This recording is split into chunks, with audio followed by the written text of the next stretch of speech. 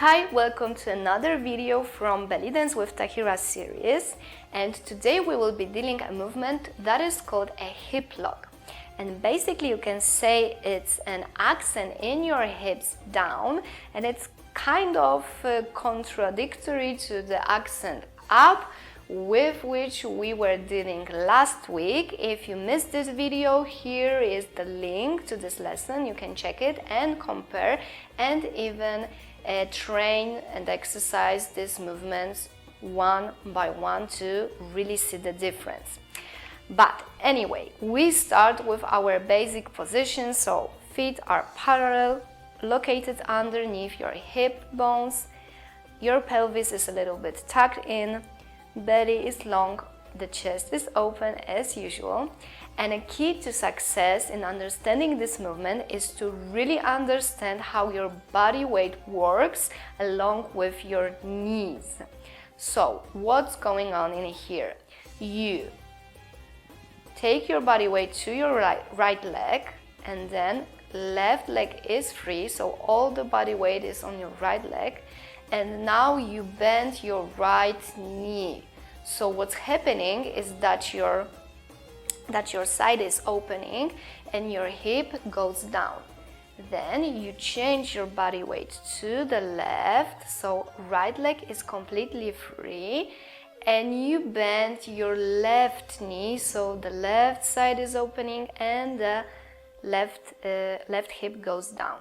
And then you change to the right and bend the right knee, and change to the left and bend the left knee, and right and bend, and left and bend, and right and bend, and left and bend, and right and bend, and left and bend. And this is the basic body weight change. And now we want to have an accent or a lock, as the name of the movement says. So we need to once again put strength in the movement in our hip.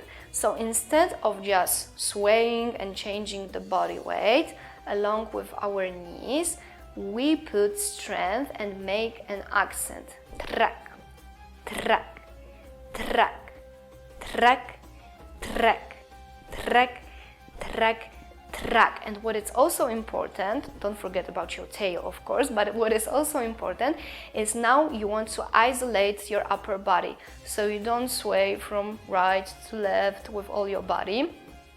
You just stay with your hips, the upper body is isolated, but now you put strength in the movement.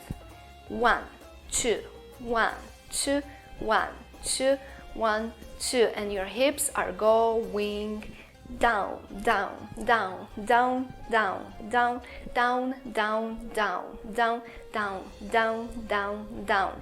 Your thighs, your butt, your belly is relaxed.